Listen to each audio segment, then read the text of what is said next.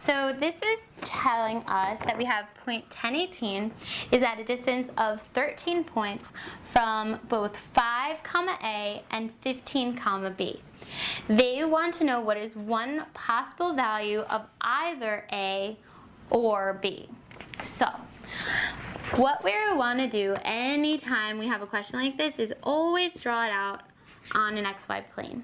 So if we put this point in over here as 10, comma 18, and then let's say that we're going to pretend that we want to do 5, comma A, since they're just asking for a possible value. That means that this point is 1, 2, 3, 4, 5, A. We're just going to make up a random height.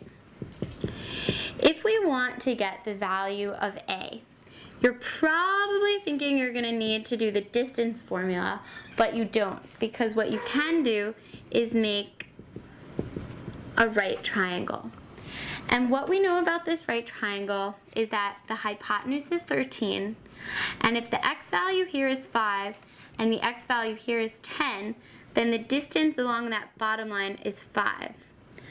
Since we don't know the y value at this point, what we can do is do the Pythagorean theorem to get that third side. So what we're going to do is 5 squared plus x squared equals 13 squared. That works out to be 25 plus x squared equals 169. And then if we subtract 25 from both sides, we get x squared equals 144.